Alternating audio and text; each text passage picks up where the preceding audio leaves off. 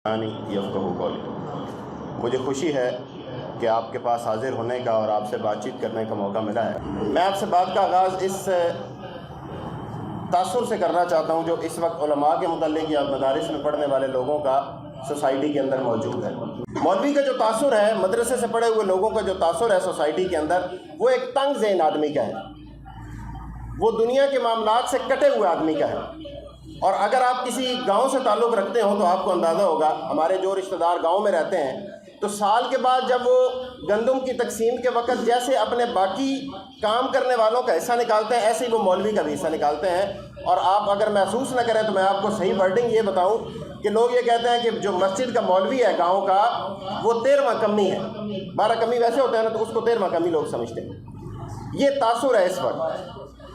और अगर आप वज़ाक़त की बात करें तो लोगों के ज़हन में जब भी मौलवी का नाम आएगा तो लोगों के ज़हन में एक मखसूस वज़ाक़त आती है कि उसके कपड़े किस तरह के होंगे, उसके बाजू इस तरह खुले होंगे, उसने बैन पहना होगा, उसके सर पे तो टोपी होगी और उसने एक बड़ा सा चादर टाइप कोई चीज़ ली होगी, कोई रुमाल लिया होगा, और उसकी बड़ी सी दाढ़ी होगी और वो हर मामले में सख्त होगा और सख्ती से बात करेगा। ये तासुर है इस वक्त जो सोसाइटी के अंदर हमारा मौजूद है मदारस से पढ़े हुए लोगों का। हम चूँकि एक दूसरे से मिलते रहते हैं इसलिए हम एक दूसरे को मन तुड़ा हाजी बगोयम कि तुम मुझे हाजी कहो और मैं तुम्हें हाजी कहूँगा।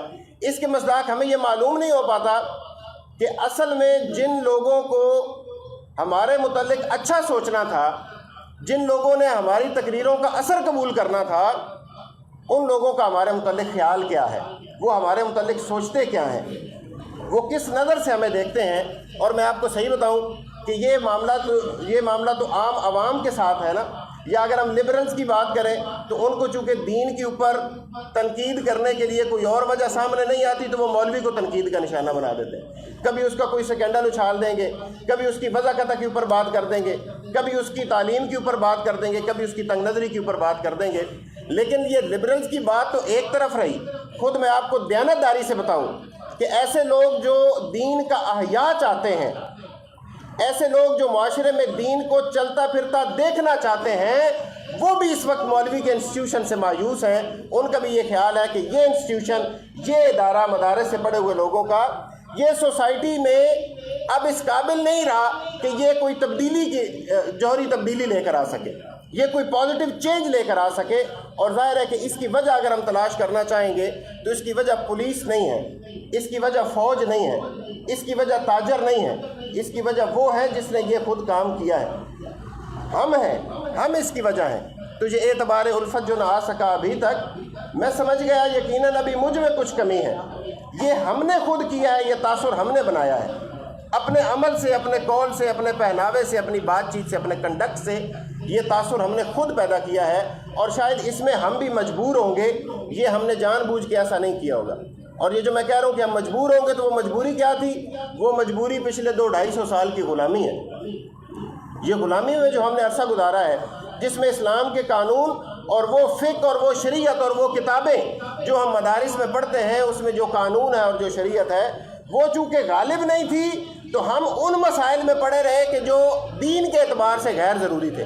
ये मैं मजमूई बात कर रहा हूँ। मैंने शुरू में कहा ये कासिमुल उलूम के साबिकीन की बात नहीं कर रहा, मैं मजमूई तौर पे दीनी मदारस से फ़ारिग़ तहसील तलबा की और उलमाए कराम जिन्हें हम कहते हैं उनकी बात कर रहा हूँ मजमूई तौर पर। तो चूँकि 200-250 साल हमने ग़ुलामी में गुजारे, तो इस ग़ुलामी का नतीजा ये निकला कि इकबाल ने कहा था, जो नाखूब बतदरीज वही खूब हुआ कि ग़ुलामी में बदल जाता है कौमों का ज़मीर। तो वो ज़मीर इस तरह से बदला कि इस्लाम के वो असूल जो गालिब नौइयत के थे वो तो हमें याद न रहे, इसलिए कि उनका काम ही उस वक्त कोई नहीं था। हम तो मगलूब थे, अंग्रेज़ के कानून गालिब थे। तो हमने उन चीज़ों को लोगों के सामने दीन बनाकर पेश किया जिनकी दीन के अंदर वो वक़्त और वो अहमियत नहीं थी। और इसका नतीजा ये निकला कि हम अपने वक्त के एतबार से चूँकि वेले होते गए, तो हमने और भी नई नई चीज़ें दीन के अंदर खड़ी, और भी नए नए फ़लसफ़े दीन के अंदर लेकर आए, ताकि हम लोगों को ये कहकर मुतमईन कर सकें कि दीन मौजूद है और दीन ज़िंदा है। और आप देखिए कि ये सारी फ़िरका वारियत जो इस दौर में, ऐसा नहीं है कि ये अभी हुआ है, इसका ये मतलब नहीं है कि ये सिर्फ 200-250 साल के अंदर ऐसा हुआ है। पहले भी दुनिया में जहाँ जहाँ इस्लाम मगलूब रहा है वहाँ के उलमा इसी तरह के थे, लेकिन मजमूई तौर पर ऐसे नहीं था। जहाँ जहाँ इस्लाम का गलबा रहा है वहाँ उलमाए किराम का किरदार बहुत वाज़ेह रहा है और बहुत रोशन रहा है मुआशरे की तामीर, तरक्की और किरदार की तामीर और तरक्की में, और लोगों को एजुकेट करने में। لیکن چونکہ ان 200-250 سال کے اندر اقبال نے اس کو اس طرح سے کہا، بڑی پیاری اس کی نظم ہے اگر آپ کو آتی ہو، اور اس نے خصوصی طور پہ مولوی کو مخاطب کر کے کہا، مولانا اور علامہ کو مخاطب کر کے کہا کہ اے پیر حرم، رسم و رہ خان کہیں چھوڑ، مقصود سمجھ میری نوائے سحری کا، اللہ رکھے تیرے جوانوں کو سلامت، دے ان کو سبق خود شکنی خود نگری کا، تو ان کو سکھا خارا شگافی کے طریقے، مغرب نے سکھایا انہیں فن شیشہ گری کا، دل توڑ گئی ان کا 2 صدیوں کی غلامی، دارو کوئی سوچ ان کی پریشان نظری کا۔ تو یہ اس پوری غلامی کا ایک کنٹیکسٹ ہے جس کے اندر وہ کردار جو اس مدرسے سے فارغ التحصیل نوجوان سے ایکسپیکٹ کیا جاتا تھا وہ یہ نہیں کر پایا، لیکن یہ تاثر موجود ہے۔ یہ وہ پہلی بات ہے جو ہمیں سمجھنی ہے تاکہ ہم ٹھیک اپنے مقاصد کا تعین کر سکیں اور اپنے کردار کا تعین کر سکیں۔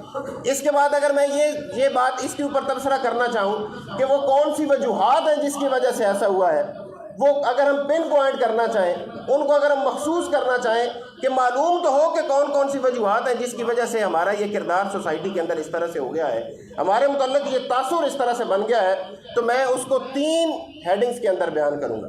پہلی چیز جو اس پورے غلامی کے دور کے اندر اور آج تک وہ جاری ہے، چونکہ اس کے بعد لوگوں نے اپنے اپنے پھر قائد اور رہنما بنا لیے، لوگوں نے اپنے اپنے علامہ اور مولانا بنا لیے جن کو انہوں نے تنقید سے بالا تر سمجھا اور جن کی پیروی کرنے کو انہوں نے عین دین سمجھا، اس لیے پھر یہ ہوا کہ یہ بات آج تک جاری ہے۔ یہ تینوں باتیں جو میں آپ کے ساتھ شیئر کرنے لگا ہوں یہ تینوں آج تک اسی طرح سے جاری ہیں، لیکن آپ کے ساتھ شیئر اس لیے کرنے لگا ہوں کیونکہ آپ کو بہرحال ہم نہیں سمجھتے کہ آپ اس گروہ کا حصہ ہیں۔ آپ پروگریسو علماء ہیں، آپ جس ادارے سے پڑھ کے گئے ہیں یہ ادارہ تحریک کے ساتھ جڑا ہوا ہے جو دین کو مجموعی اس فریم ورک کے اندر رکھ کر دیکھتا ہے۔ یہ دین کو کسی ایک مخصوص نقطہ نظر سے نہیں دیکھتا، یہ دین کو روٹی کمانے کا ذریعہ نہیں سمجھتا، بلکہ دین کو ایک مجموعی نظام زندگی کے اندر رکھ کے اس ایجوکیشن کو اس نقطہ نظر سے دیکھتا ہے۔ اس لیے آپ کے ساتھ بات اس لیے کرنا ضروری ہے تاکہ آپ لوگ کم از کم ان تینوں چیزوں کے حوالے سے پہلے سے زیادہ کانشیس ہو جائیں۔ پہلے بھی آپ ہوں گے لیکن اب پہلے سے زیادہ ہو جائیں۔ ان میں پہلی چیز جو اس پورے دور میں آئی ہے وہ یہ مخصوص وضاقتہ ہے۔ پہلی بات مخصوص وضاقتہ، مخصوص قسم کے کپڑے، مخصوص قسم کی چادریں، مخصوص قسم کی داڑیاں، مخصوص قسم کی ٹوپیاں اور مخصوص قسم کی بات چیت۔ اس مخصوص بات چیت نے یہ کیا کہ وہ دین جس کا بنیادوں کا علم حاصل کرنا ہر بندے کے اوپر فرض تھا، لوگوں نے سمجھا کہ پورے گاؤں میں سے ایک نوجوان کے اوپر جو کسی اور کام کا نہیں ہے اس کے اوپر یہ فرض ہے، اس کے ذمہ لگا دیا کہ تم اس مخصوص وضاقتہ کو جاری رکھو، یہ کھلے بازوؤں والے کپڑے تم پہنو، بہن والے کپڑے تم پہنو، یہ بڑے سا امامہ تم باندھو، یہ تسبیح ہاتھ میں تم پکڑو، یہ تم ہر بات کے اوپر سختی اور متشدد قسم کے اپنے نظریات کا اظہار کرو، اس لیے کہ باقی لوگ تو کام کے ہیں، باقی لوگوں نے تو بزنس کرنا ہے، کسی نے کھیتی باڑی کرنی ہے، کسی نے اپنا کام کرنا ہے۔ تو اس مخصوص وضاقتہ کی وجہ سے یہ ہوا کہ لوگوں نے آپ سے مراد میں دوبارہ یہ اس لیے دہراتا ہوں کہ کہیں آپ کے دل میں یہ بات نہ جائے کہ میں صرف آپ کو کہہ رہا ہوں، یہ پورا علامہ مولانا کا اور مدرسے سے فارغ التحصیل لوگوں کا پورا پیراڈائم ہے جس کی بات کر رہا ہوں۔ اس کا نتیجہ یہ ہوا کہ لوگوں کے اندر سے جو جدا ہو کر رہ گئے، آپ کسی کو دیکھ کر یہ نہیں بتا سکتے کہ یہ تاجر ہے یا یہ طالب علم ہے، آپ کسی کو دیکھ کر یہ نہیں بتا سکتے کہ یہ کس مکتب فکر سے تعلق رکھتا ہے، لیکن آپ مولوی کو دیکھ کر بتا سکتے ہیں کہ یہ مولوی ہے، یہ کسی مسجد کو سنبھالے ہوا ہوگا، یہ کسی مدرسے کا استاد ہوگا، یہ کسی مدرسے کا مہتمم ہوگا، یہ دیکھ کر لوگ بتا سکتے ہیں۔ اور اس کا نتیجہ یہ ہوتا ہے کہ لوگ ان کی موجودگی میں معاملات دنیا کو ڈسکس نہیں کرتے، اس لیے کہ انہیں پتہ ہوتا ہے کہ ایک تو یہ نابلد ہے، ایک تو اس کو پتہ نہیں ہوگا، اور دوسرا یہ کہ یہ فتویٰ لگا دے گا، اس لیے کہ یہ متشدد ذہن کا مالک ہے۔ یہ پہلی مخصوص وضاقتہ ہے جس نے اب اس کا علاج کیا ہے اس کے اوپر بھی ہم بات کریں گے۔ دوسری چیز جو اس وقت موجود ہے ہمارے ایزی علماء کرام کے طبقے کے اندر وہ فرقہ پرستی ہے۔ آپ یہ دیکھیے کہ ہر فرقہ اس وقت یعنی قرآن مجید جسے اللہ تعالیٰ نے ہمارے لیے ہدایت کا ذریعہ بنا کر بھیجا تھا، میں نے خود اپنے اساتذہ کرام کے منہ سے یہ سنا کہ قرآن کو ڈائریکٹ نہیں پڑھنا چاہیے ورنہ بندہ گمراہ ہو جاتا ہے۔ آپ یقیناً ایسے مکتب فکر سے نہیں ہیں اور آپ ایسے مدرسہ فکر سے بھی نہیں ہیں، لیکن علماء کے اندر ایسے لوگ آپ کے علم میں بھی ہوں گے جو ڈائریکٹ ایک عام مسلمان کے لیے قرآن کو پڑھنا غلط سمجھتے ہیں، جن کا یہ خیال ہے کہ بندہ ڈائریکٹ قرآن پڑھنے سے گمراہ ہو جاتا ہے، حالانکہ اللہ تعالیٰ نے قرآن تو ہر بندے کے لیے اسی طرح سے نازل کیا تھا۔ اس کا نتیجہ یہ ہوا کہ اللہ اور بندے کے درمیان مولوی صاحب آ کر بیٹھ گئے۔ اب یہ جو عیسائیت کا طریقہ کار تھا کہ اوپر خدا ہے درمیان میں فادر ہے اور اس کے بعد عام عوام ہے۔ عام عوام کا ڈائریکٹ خدا سے رابطہ نہیں ہے۔ اگر انہوں نے ڈائریکٹ خدا سے کوئی بات کرنی ہے تو وہ فادر سے بات کرے، فادر خدا سے بات کرے گا، خدا فادر یا پادری سے اور پادری عوام سے۔ بالکل اسی طرح سے یہ ہوا کہ ہمارے ہاں جو انسٹیٹیوشن مولوی کا بنا، یہ اللہ اور بندے کے درمیان بیٹھ گیا۔ اس نے کہا اللہ سے جو بات کرنی ہے مجھے بتاؤ، اللہ کی منشا اور مرضی معلوم کرنی ہے مجھ سے ڈسکس کرو، مجھ سے پوچھو، میں تمہیں بتاؤں گا کہ اللہ کیا چاہتا ہے۔ تم ڈائریکٹ قرآن نہ پڑھو، قرآن میں پڑھوں گا، پھر میں تمہیں بتاؤں گا کہ اس قرآن میں اللہ تعالیٰ کی منشا اور مرضی کیا ہے۔ اس کا نتیجہ یہ ہوا کہ لوگ بتدریج دین کی بنیادوں سے کٹتے گئے اور اپنے اپنے مسلک کے مولویوں کے ساتھ اور علماء کے ساتھ جڑتے گئے، اور پھر نئے فرقے۔ اور آپ کو پتہ ہے کہ یہ اسی غلامی کے دور میں ہمارے اس بڑے صغیر کے اندر بڑے بڑے ایسے مدرسے بنے جہاں سے فرق و تحصیل لوگوں نے اپنے اپنے فرقے اور مسلک کی بنیاد رکھی، اور اس کے نتیجے میں آج تک وہ پہچانے جاتے ہیں، اور مسلمان ہونے سے زیادہ انہیں وہ والی پہچان عزیز ہے جو ان کے مدرسے نے ان کو فراہم کی ہے، وہ پہچان انہیں زیادہ اچھی لگتی ہے۔ اقبال نے اس لیے کہا کہ یہ جو لوگ بیٹھ گئے ہیں، اقبال کی ایک پوری نظم ہے جو آپ کو اس کا پہلا شعر بھی یاد ہوگا، اٹھو میری دنیا کے غریبوں کو جگا دو، یہ پوری ایک نظم ہے۔ اس میں اس کا بڑا پیارا شعر ہے، وہ یہ کہتا ہے کہ میں ناخوش و بیزار ہوں مر مر کی سلوں سے۔ اللہ تعالیٰ کہہ رہا ہے اپنے بندے کو، اللہ تعالیٰ فرشتوں کو کہہ رہا ہے کہ جاؤ یہ کام جا کے کرو دنیا میں۔ ان میں سے ایک کام یہ کہتا ہے کہ میں ناخوش و بیزار ہوں مر مر کی سلوں سے، میرے لیے مٹی کا حرم اور بنا دو، اور کیوں خالق و مخلوق میں حائل رہیں پردے، پیران کلیسا کو کلیسا سے اٹھا دو۔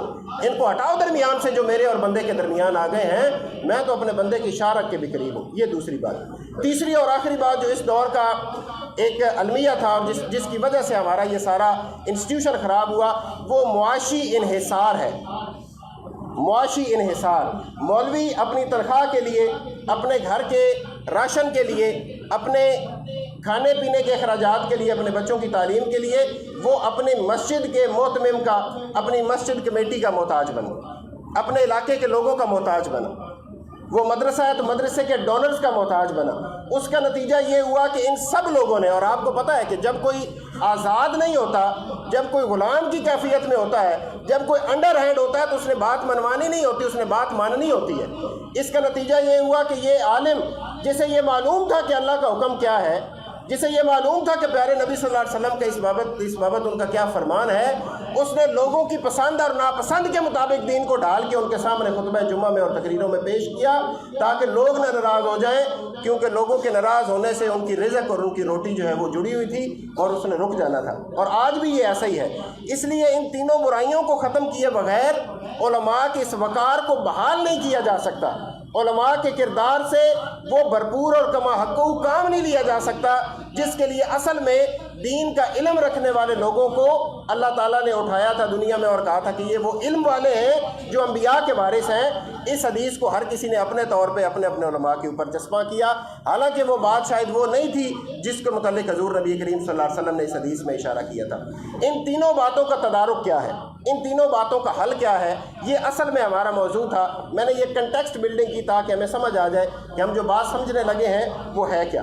ایک بات تو یہ ذہن میں رکھیں، میں آپ کو یہ سجیسٹ کرتا ہوں، اور چونکہ ہمارا ٹریننگ کا کام ہے اس لیے میں پریکٹیکل تجویز دینے کے اوپر زیادہ یقین رکھتا ہوں۔ میں آپ سے یہ ریکویسٹ کروں گا کہ اپنی وضاقتہ کو بالکل کسی حساب سے مخصوص نہ بنائیں، بالکل عام لوگوں جیسے کپڑے پہنیں، بالکل عام اور شریف لوگوں جیسے شریف لوگ دکھتے ہیں، آپ کو دیکھ کے کوئی آپ کو مولوی نہ کہہ سکے۔ یہ میری آپ سے یہ میرا خیال ہے ایک تھرڈ پارٹی کے طور پہ۔ ایک ایسا آدمی جو علماء کو دیکھتا ہے ممبر پر بیٹھے ہوئے، جو آپ کے طبقے سے نہیں ہے، اس کا آپ کے متعلق جو تاثر ہے، مجھے آپ زیادہ اچھے لگیں گے اگر آپ مجھے دین کے قریب اس وقت کریں گے جب آپ دکھنے میں مولوی نظر نہیں آ رہے ہوں گے۔ اس لیے کہ دکھنے میں جو مولوی لگتا ہے، لوگ اس کی بات کو ایک مخصوص نقطہ نظر سے دیکھتے ہیں، اور پہلا گمان یہ جاتا ہے کہ یہ فرقہ پرست آدمی ہوگا اور اپنے فرقے ہی کے متعلق بات کرے گا۔ اپنی وضاقتہ کو بالکل کسی فرقے کے ساتھ تو پہلے بھی آپ نہیں اٹیچ کرتے ہوں گے، آپ قاسم العلوم سے پڑھے ہوئے ہیں، لیکن مولوی کے انسٹیٹیوشن کے ساتھ بھی اپنی وضاقتہ کو اٹیچ نہ کریں۔ حضور نبی کریم صلی اللہ علیہ وسلم نے جو لباس پہنا تھا، آپ اس بابت زیادہ جانتے ہوں گے، میں نے بھی چونکہ فقہ کو اور ان چیزوں کو اساتذہ سے سبقن پڑھا ہے۔ حضور نبی کریم صلی اللہ علیہ وسلم نے لباس کے متعلق، اس کی وضاقتہ کے متعلق کوئی مخصوص احکام نازل نہیں کیے، مجھے پورے ذخیرہ حدیث میں کچھ نہیں ملا، ہاں اصول بتائے ہیں، وہ اصول آپ بھی اپنے لباس کے اوپر اپلائی کر سکتے ہیں۔ حضور نبی کریم صلی اللہ علیہ وسلم خود اپنے دور کے شرفاء کا لباس پہنتے تھے، लिबास से हजूर नबी करीम सल्लल्लाहु अलैहि वसल्लम ने अपने आप को कुरैश मक्का के दीगर सरदारों से मुमताज़ नहीं किया। चंद ऐसी चीज़ें थीं जिनमें हजूर नबी करीम सल्लल्लाहु अलैहि वसल्लम ने फ़र्क पैदा करने के लिए, लेकिन वो फ़र्क मुसलमान का और मौलवी का नहीं था, वो फ़र्क मुस्लिम और गैर मुस्लिम का था। जैसे हजूर ने दाढ़ी के मुतल्लिक कहा, जैसे हजूर ने मूँछों के मुतल्लिक इरशाद फरमाया, जैसे हजूर ने टखनों से ऊपर शलवार रखने का, यतैमत रखने का हुक्म दिया। ये वो चीज़ें थी जो कुफार और मुसलमानों में गैर मुशाबहत पैदा करने के लिए थी। ये मुसलमानों के और मुसलमानों के उलमा के दरमियान मुशाबहत की नफ़ी करने वाली चीज़ें नहीं थी। सो ज़रूरी ये है कि अपने इलाके के शुरफा का लिबास पहने, जैसे आपके इलाके में शुरफा लिबास पहनते हैं। आपको देख के कोई आपको मौलवी न समझे। इससे ये होगा कि उसका दिल आपकी बात सुनने से पहले बंद नहीं होगा। आपको वो एक ख़ास नुक्ता नज़र से देखने की बजाय एक अच्छे और शरीफ आदमी के तौर पर लेगा और आपकी बात को ज़्यादा वेटेज देगा। दूसरी चीज़ जिसे हम फ़िरका परस्ती कहते हैं, आप पहले भी इस बीमारी से बचे हुए हैं, लेकिन मज़ीद मैं कुछ चीज़ें आपके साथ शेयर करना चाहता हूँ। उनमें से पहली बात यह है कि आप में से जो लोग ख़ुसूसन तकारीर करते हैं, जब जुम्मा पढ़ाते हैं, वो लाजमन इस बात का एहतमाम करें कि कभी कोई जुम्मा कुरान मजीद हाथ में लिए बगैर ना पढ़ाएं। कोई ऐसा जुम्मा, कोई ऐसी तकरीर ना हो जो कुरान की आयात पढ़े बगैर आप कर दें, इसलिए कि इस बात का रवाज मौजूद है। इसलिए कि लोग कुरान पढ़ने की बजाय अपने उलमा की किताबें पढ़ने पे ज़्यादा यकीन रखते हैं, और आप इस बात को मुझसे ज़्यादा जानते और समझते हैं। लोग अपने अपने उलमा और अपने अपने मसलक की किताबों को ज़्यादा अहमियत देते हैं, और उनका विर्द और उनकी जो तकरार है उसको ज़्यादा अहमियत देते हैं, कुरान को नहीं पढ़ते। और इसका नुकसान क्या हुआ है? इसका नुकसान ये हुआ है कि आप तो माशाल्लाह सब कुरान मजीद समझते होंगे और अरबी ज़ुबान के कवायद समेत उसको समझते होंगे, लेकिन पूरी बस्ती में, आप जहाँ से हैं आप वहाँ का अगर ज़हन में तसव्वुर लाएँ, पूरी बस्ती में कोई बंदा ऐसा नहीं है वो अल्लाह के मानने वाले हैं, वो नबी सल्लल्लाहु अलैहि वसल्लम के मानने वाले और गुलाम और उनके नाम पे जान देने वाले, लेकिन कोई बंदा आपको ऐसा नहीं मिलेगा कि आप कुरान मजीद की तिलावत कर रहे हो और उसको समझ भी आ रही हो। ये बात किसने उनसे दूर की है कि अल्लाह के कुरान को समझना नहीं है, अल्लाह के कुरान की ज़ुबान की तालीम हासिल नहीं करनी, इससे किसने उन्हें दूर किया? ये आलिम के और मदरसे से पढ़े हुए लोगों ने उनको दूर किया, जिनके ज़िम्मे ये था कि उन्हें उसकी अहमियत बताएं, और उन्होंने उसकी अहमियत नहीं बताई। उन्होंने अपने आलमों की किताबों के विर्द करवाए, उन्होंने अपने आलमों की किताबों के और बाद में आने वाले लोगों की किताबों की ज़्यादा अहमियत दी और उसके दौरे करवाए, लेकिन कुरान को उन्होंने नहीं समझाया। आप लाजमन कुरान मजीद को सबकन जुम्मे के अंदर पढ़ाने का एहतमाम करें। जब भी कोई दलील लाएं, पहली दलील कुरान से लाएं। जब भी बात करें उसके साथ कुरान मजीद की आयत पेश करें, और ताकि लोगों के अंदर, आपके जो मुक्तदी हैं, आपके जो सुनने वाले हैं, उससे ये तासुर जाएगा कि असल चीज़ जिसके ऊपर आलिम का जोर है वो कुरान मजीद है, बाकी सारी चीज़ें जो है वो ज़िमनी नौइयत की हैं। इसी तरह इस तकरीर के बाद में एक दो बातें और आपसे अर्ज़ करना चाहता हूँ। हमेशा तैयारी करके तकरीर करें। ये बिल्कुल किसी भी तरह की इज़्ज़त, इकराम, शरफ़ की और आलिम होने की दलील नहीं है कि बंदा लाजमन मुँह ज़ुबानी तकरीर करे, कोई ज़रूरी नहीं है। आप तैयारी करके जाएं, नोट्स बना कर जाएं।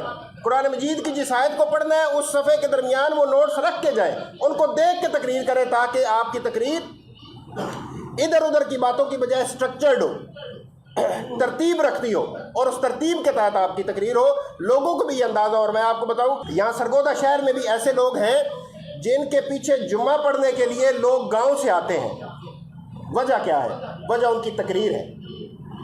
बेहतरीन तकरीर करते हैं, बेहतरीन दलाइल से बात करते हैं, और कुरान हाथ में लेकर बात करते हैं। जब भी कोई वाक़या बयान करते हैं उसके पस मंज़र बताते हैं, उसका रेफरेंस बताते हैं, हदीस पढ़ें तो हदीस का नंबर बताते हैं, किताब का उन्वान बताते हैं, उस चैप्टर का उन्वान बताते हैं। इससे लोगों के ऊपर एक धाक बैठती है। ये मैं इस हिसाब से बात कर रहा हूँ। अदरवाइज़ नसीहत के एतबार से भी ये बात ज़्यादा काबिल कबूल है कि हम रेफरेंस के साथ बात करें और तैयारी के साथ बात करें।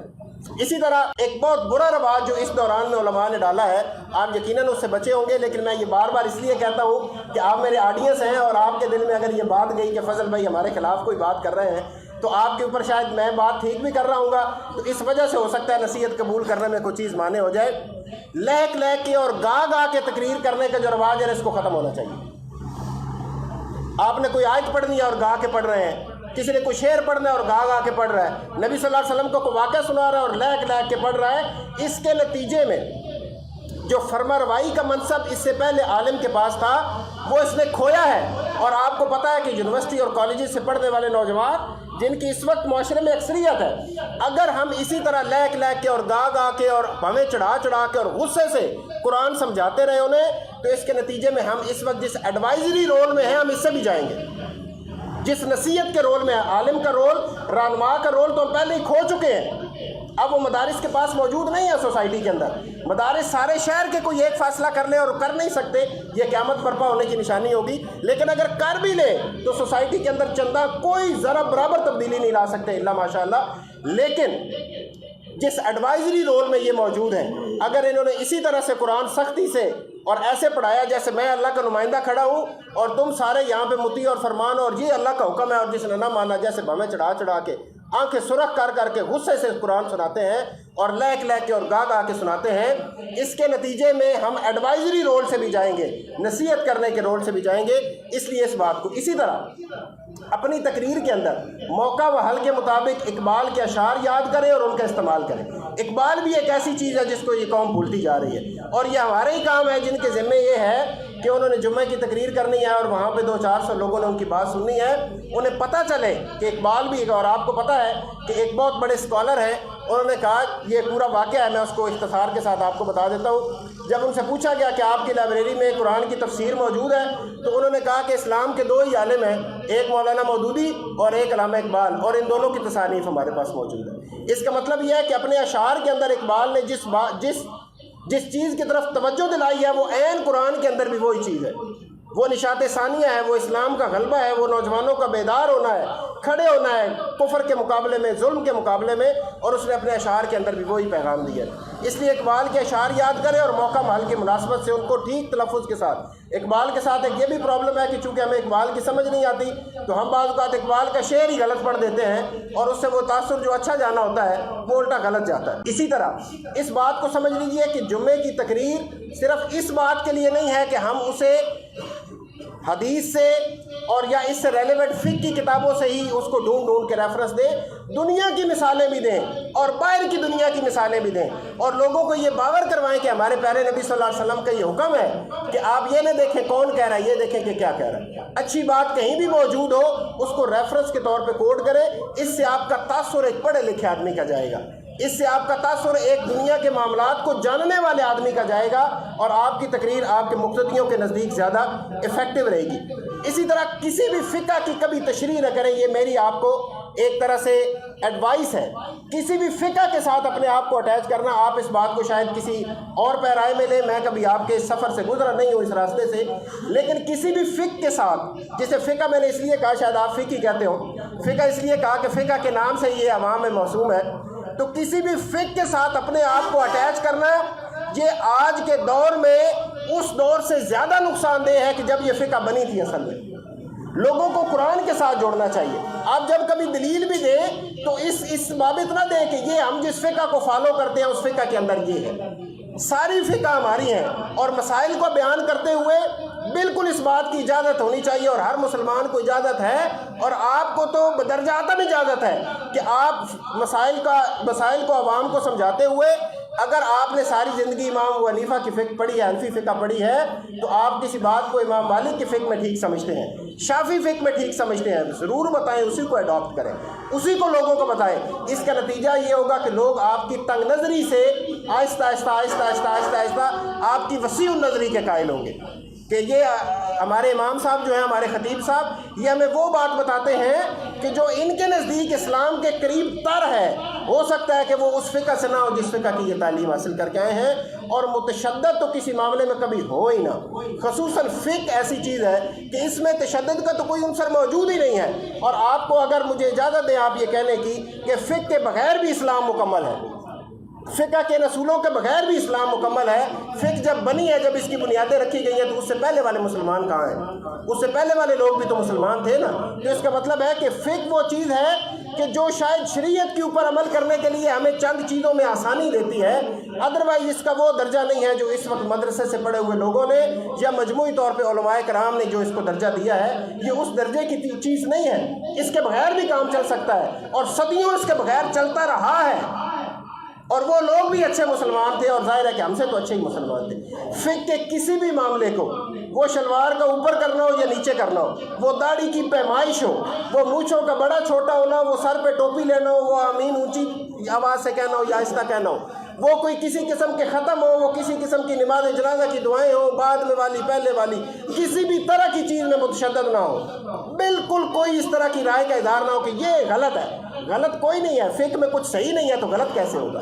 फ़िक़्ह है और वो हर एक के नज़दीक मुख्तलिफ हो सकती है, और आज भी कोई ये दावा कर सकता है और उसके लिए पॉसिबल है कि वो कुरान और हदीस को सामने रख के दुनिया के किसी मसले के मुतालिक अपनी राय कायम करे। उसको ये इजाज़त अल्लाह के रसूल ने दी है, कोई और कैसे उस इजाज़त को ख़त्म कर सकता है? इसलिए फ़िक़्ह के मामलात को, फ़िक़्ह के मामलात और उसके मसाइल को बयान करते हुए कभी मुतशद्दद रवैया इख्तियार न करें। इस बात ने हमारे स्कोप को नैरो किया है, हमें मुआशरे से काट दिया है, हमें अलग थलग रख दिया है, इसलिए इस बात को पेश नज़र रखना ये ज़रूरी है।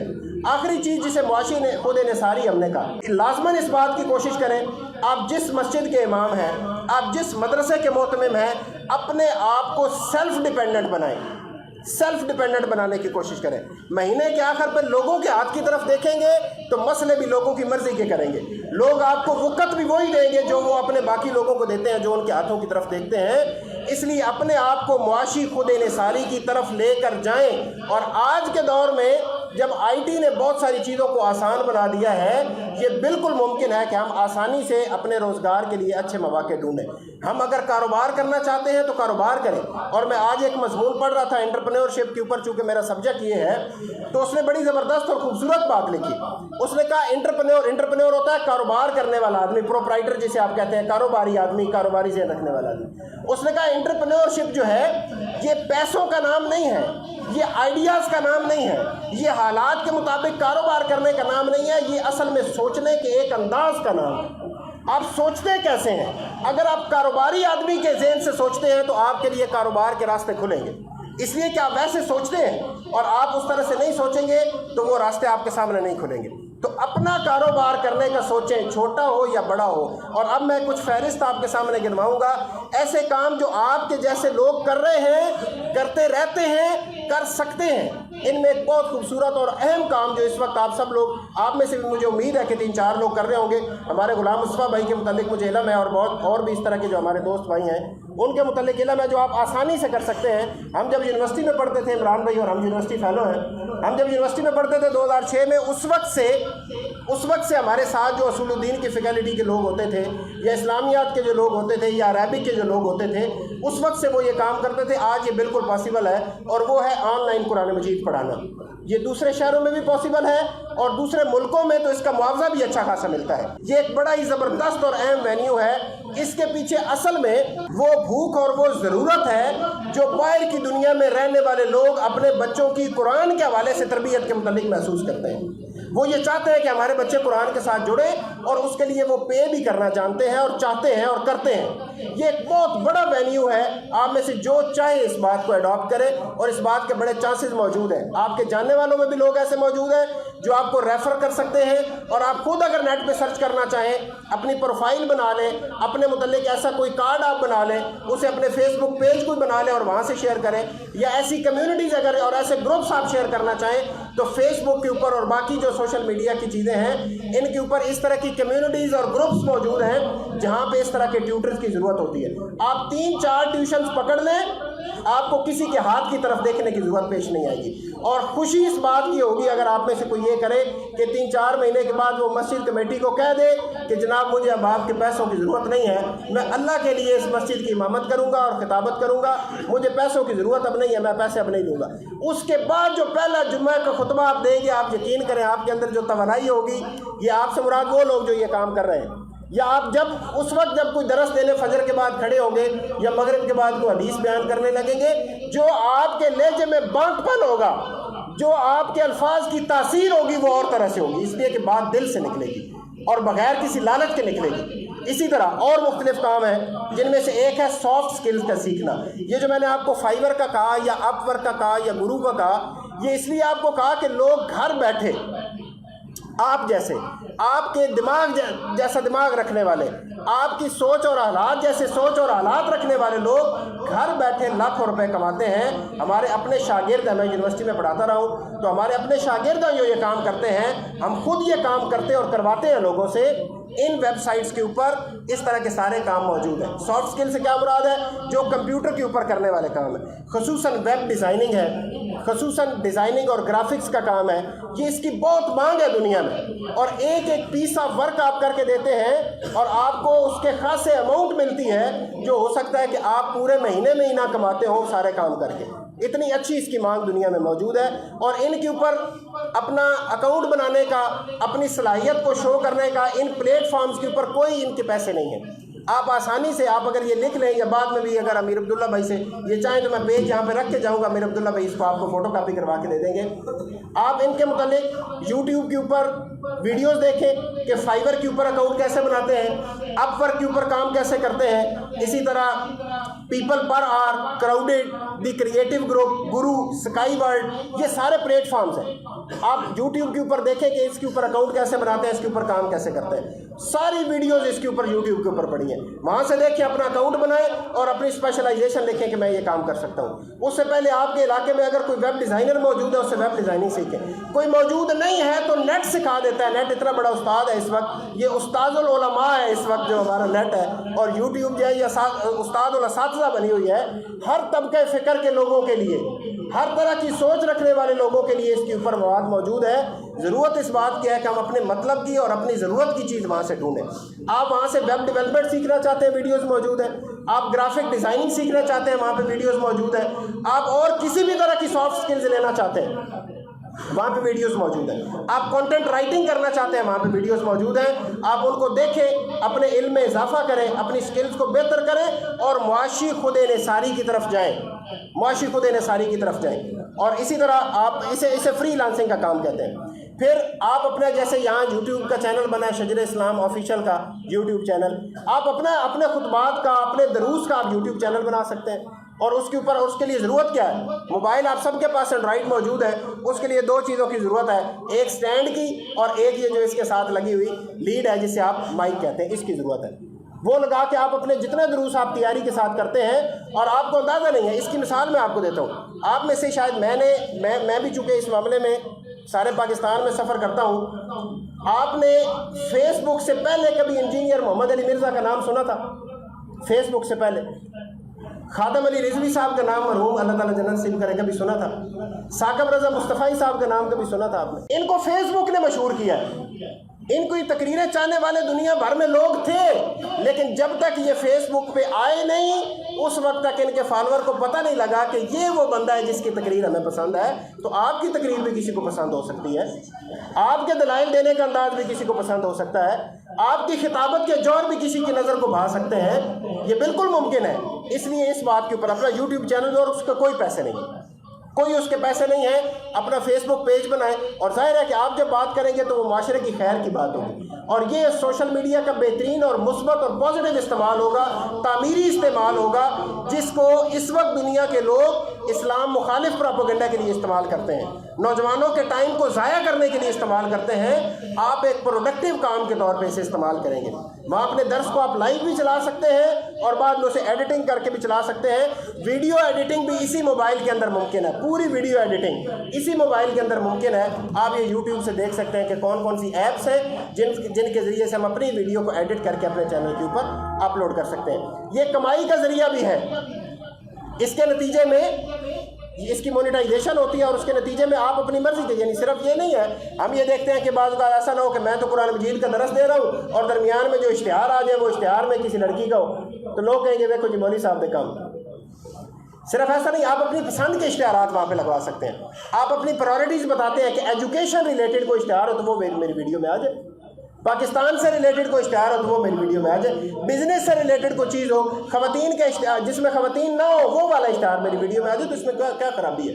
इसमें कोई प्रॉब्लम नहीं है। ये वो फील्ड है जो हमने उनके लिए रख छोड़ी थी जिनके हम मद्दे मुकाबिल खड़े हैं, तो हमें इस फील्ड में ज़रूर जाना है। इसी तरह हमारे बहुत सारे दोस्त हैं जो ऑनलाइन काम करते हैं मुख्तलिफ़ चीज़ों का, जैसे कपड़ा है, आपके जानने वालों में भी होंगे, मेरे जानने वालों में भी बहुत सारे। अच्छा, मैंने अभी तक मेरे जानने वाले दर्जन भर ऐसे लोग हैं जो कपड़े का काम करते हैं ऑनलाइन। और काम क्या करते हैं कि किसी बंदे से उन्होंने सेटिंग बनाई है, उससे कपड़ा बाज़ पूरा उठा के भी नहीं ले आते, पड़ा भी उसकी दुकान पे ही होता है, लेकिन एक पेज बनाया, उस पेज के ऊपर अपना कोई नाम रखा ब्रांड का, और फिर उसके ऊपर वहाँ से तस्वीरें खींच के लाए कपड़ों की और उसके ऊपर लगाना शुरू कर दी, और नीचे लोग उनसे ऑर्डर देते हैं और वो ऑनलाइन उन्हें डिलीवर कर देते हैं। और काफ़ी सारे और बड़ी मुनासिब अमाउंट लोग कमाते हैं। मैं ये ज़रूरी नहीं समझता कि वो अमाउंट आपके साथ शेयर करूं, लेकिन बड़ी मुनासिब अमाउंट लोग इस तरह से कमाते हैं। और आपको पता है कि बहुत बड़े बड़े हमारे आइम्मा फ़िक़्ह में से लोग हैं और हमारे सहाबा में से जो कपड़े का काम करते थे, जैसे बकरियाँ चराना अंबिया की सुन्नत है और उसमें अल्लाह ताला ने बड़ी बरकत रखी है, कपड़े के काम में भी इसी तरह अल्लाह ताला ने बरकत रखी है और खैर रखी है। और ये बिज़नेस का काम है और ऑनलाइन आप कर सकते हैं। आपको 3-4 महीने तो बहरहाल लग जाएंगे, लेकिन आपको इस काम करने से पहले इसको सीखना होगा। कोई इन्वेस्टमेंट इसके लिए ज़रूरत नहीं है। आपके इलाके में कोई भी जो अच्छी कपड़ों की दुकान है, आप उसके साथ बैठ के सेटिंग कर सकते हैं कि वो जोड़ा जो आप यहाँ पे दे रहे हैं, अगर मैं इस तरह से बेचूंगा तो मुझे कितने में देंगे, और उसकी पिक्चर आप वहाँ पे लगाएं, खींच के ले जाएं, उसकी नीचे अमाउंट लिखें, उसका ऑर्डर आ जाए तो वहाँ से उठा के डिलीवर कर दें, अपने पैसे रखें।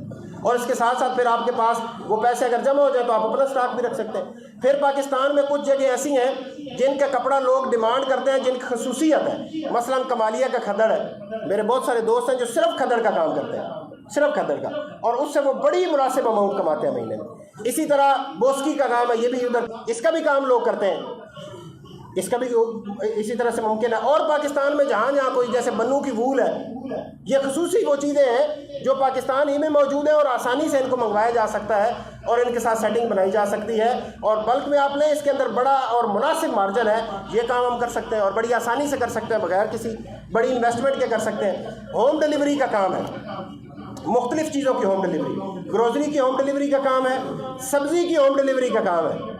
हमारे यहाँ एक बंदे ने सब्ज़ी का इस तरह से काम शुरू किया, उसको ऑर्डर इतने मिले कि वो भाग गया, उसने कहा मैं तो ये पूरा नहीं कर सकता।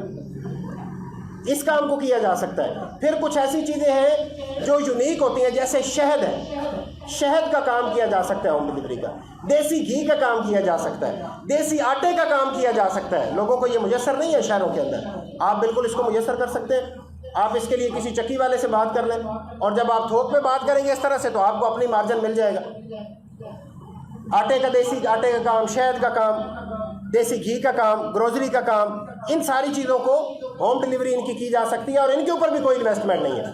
ज़रूरत इस बात की है कि हम अपने दिमाग को ये महकूमियत के लेवल से चेंज करें और एंटरप्रेन्योरशिप की तरफ लेके आएँ, कारोबारी ज़हन की तरफ लेकर जाएं। जब हम कारोबारी ज़हन की तरफ लेकर जाएंगे और इस नीयत के साथ लेकर जाएंगे कि इसके नतीजे में मैं हलाल रिज़्क कमाना चाहता हूँ और इंडिपेंडेंट होना चाहता हूँ, ताकि मैं दीन की जब बात करूँ तो उसे किसी से डर और खौफ की वजह से ना करूँ, बल्कि अल्लाह ताला के हुक्म को ठीक ठीक लोगों को पहुँचाने के लिए इस्तेमाल करूँ, तो आप इस आयत के अंदर आ जाएंगे कि वल्लज़ीना जाहदू फ़ीना लनहदियन्नहुम सुबुलना। इस आयत के अंदर आ जाएंगे, इसलिए कि हम अल्लाह के लिए काम कर रहे होंगे। हलाल रिज़्क कमाना ऐन इबादत है।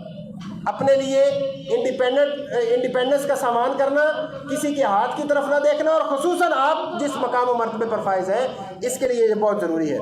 इसी तरह एक बात और समझिए, आखिरी चंद मिनट है इंशाल्लाह मैं अपनी गुफ्तगू को समेटता हूँ। एक बात ये समझिए कि हम जिस बैकग्राउंड से आए हैं, इस बैकग्राउंड से, एक मखसूस बैकग्राउंड से आने के बाद हम ये समझते हैं कि मैंने जो इल्म हासिल करना था वो हासिल कर लिया है और मैंने जितना पढ़ना था वो पढ़ लिया है। अब मैंने लोगों को पढ़ाना है, हालांकि हमारे प्यारे नबी सल्लल्लाहु अलैहि वसल्लम का ये हुक्म है कि माँ की गोद से गौर तक इल्म हासिल करना है। हजूर ने यह फरमाया जिसका आज उसके गुज़श्ता कल से बेहतर नहीं है वो शख्स तबाह हो गया। तो इससे मुराद क्या है? इससे मुराद यह है कि जिसने हर आने वाले दिन में कोई नई बात सीखी नहीं है, जिसने हर आने वाले दिन में कोई नई स्किल अपनी इजाफा नहीं किया अपनी स्किल्स में, अपनी सलाहियत में, इसका मतलब है वो बंदा ढलान की तरफ है, वो नीचे की तरफ जा रहा है। मैं इस बात की तरफ खुसूसी आपकी तवज्जो मबजूल करवाऊँगा कि लैंग्वेजेस सीखें, ज़ुबानें सीखें, और जिस आदमी को ज़्यादा ज़ुबानें आती होती हैं उस आदमी का मुआशरे में मकाम व मर्तबा बाकी लोगों से बुलंद होता है। आपके सामने ऐसे बहुत सारे उलमा की मिसालें हैं। दो नाम फौरी तौर पे मेरे ज़हन में आ रहे हैं। मरहूम काजी हुसैन अहमद, अल्लाह ताला उनकी कब्र को नूर से भर दे, उन्हें कई ज़ुबानों पर अबूर हासिल था। और आपने वो अहमद मीर का कालम पढ़ा होगा जिसमें वो कहता है कि जब हमें ईरान के जो जश्न था, उनके जो इनकलाब आया था, उसके जश्न के ऊपर उन्होंने पूरी दुनिया से लोगों को बुलाया, और पाकिस्तान से उन्होंने जिन गेस्ट्स को बुलाया उनमें काजी साहब भी शामिल थे और मैं भी शामिल था जर्नलिस्ट के तौर पर। अहमद मीर ने अपना वाक़या लिखा।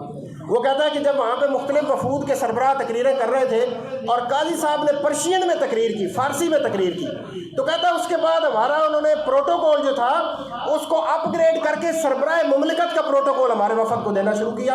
اور آپ کو پتا ہے کہ حضور نبی کریم صلی اللہ علیہ وسلم نے اپنے مختلف صحابہ کی ڈیوٹیاں لگائی تھیں کہ آپ لوگ مختلف قبیلوں کی زبانیں سیکھیں تاکہ ان کے ساتھ ان کی زبان میں جا کے بات کر سکیں اور دین کا پیغام پہنچا سکیں۔ زبانیں زیادہ سے زیادہ زبانیں سیکھنا یہ ایک عالم کے لیے فرض عین کے درجے میں شاید پہنچ جائے، اس لیے کہ باقی لوگ اس کام کو نہیں کر رہے، اس عالم نے کرنا ہے جس کے ذمہ دین کا کام اور دین کی دعوت کو آگے پھیلانا ہے، جس کے پاس اسلوب ہے، جس کے پاس علم ہے، جس کے پاس ریفرنس ہے۔ سو انگریزی زبان کے اوپر خصوصی توجہ دیں، اور خصوصی توجہ کا یہ مطلب ہے کہ سب سے پہلے ذہنی طور پر اس کی مروبیت سے نکلیں کہ پتہ نہیں میں انگریزی بول سکتی ہوں بس، اور میں بولوں گا تو میں اٹک جاؤں گا اور میں بولنا شروع کروں گا۔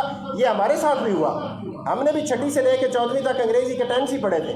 جب یونیورسٹی میں گئے اور وہاں جب جا کے 2 ہی زبانیں تھی، یا انگلش میں بات کرنا تھی یا عربی میں بات کرنا تھی، جو ٹوٹی پھوٹی تھی اسی میں بات کرنا تھی، اور وقت کے ساتھ ساتھ وہ چیزیں بہتر ہوتی۔ انگلش زبان ضرور سیکھیں، اور کبھی کبھی خطبہ جمعہ کے دوران اس کو بولے بھی صحیح، اس کے سنٹینسز بولے بھی صحیح، یہ آپ کے لیے بھی حیرت کا باعث ہوگا اور آپ کے مقتدیوں کے لیے بھی حیرت کا باعث ہوگا، لیکن اس کے نتیجے میں آپ کا تاثر بہتر ہوگا، پڑھے لکھے آدمی کا تاثر، علم والے آدمی کا تاثر۔ اور اپنے جو آپ کے اسٹوڈنٹس ہیں صرف ان کو قرآن مجید کا حفظ کروانا اور تجوید سے پڑھانا اور قرآن مجید کی جو ہمارا منزل ہوتی ہے وہ کروانا، اس کے ساتھ ساتھ آپ ان کی انگلش لینگویج کی کلاس بھی لیں۔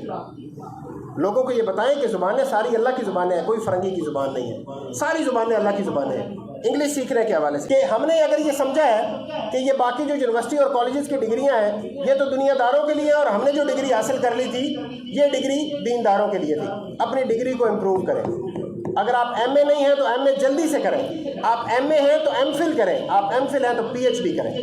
آپ جب ڈاکٹر صاحب ہوں گے، آپ کے نام کے ساتھ ڈاکٹر صاحب لگا ہوگا نا، تو آپ کے آنے سے پہلے لوگ آپ کی بات سے مروب ہو چکے ہوں گے کہ ڈاکٹر صاحب بات کرنے لگے، اور آپ پھر آپ کی جو بات ہوگی لوگ اس کو اہمیت دیں گے۔ آپ جس بات کی طرف اشارہ کریں گے لوگ کہیں گے انتہائی پڑھے لکھا آدمی بات کر رہا ہے۔ اور میں آپ کو بتاؤں کہ جب آپ اس پروسیس سے گزریں گے نا تو خود آپ واقعتاً نکھر جائیں گے۔ آپ جب ریسرچ کے پروسیس سے گزریں گے آپ واقعتاً نکھرنے کے مرحلے میں ہو جائیں گے، اور آپ کے اسلوب میں، آپ کی بات میں، آپ کے علم میں، آپ کے فہم میں، آپ کے انداز میں، آپ کے تقریر کرنے کے سٹرکچر میں، ان سب میں انتہائی امپرومنٹ آ جائے گی۔ اس لیے ان باتوں کو مد نظر رکھنے کے نتیجے میں یہ 3 مسائل جن کا میں نے تذکرہ کیا، ان سے ہم بچ سکتے ہیں، اپنے تاثر کو بہتر کر سکتے ہیں، فرقہ واریت کے خاتمے کی طرف جا سکتے ہیں، اور معاشی خود انحصاری کی طرف جا سکتے ہیں۔ اللہ تعالیٰ آپ سب کو خوش رکھے اور خیر خیریت سے رکھے۔ انشاءاللہ لذیذ زندگی رہی تو آپ سے دوبارہ ملاقات ہوگی۔ السلام علیکم ورحمۃ اللہ وبرکاتہ۔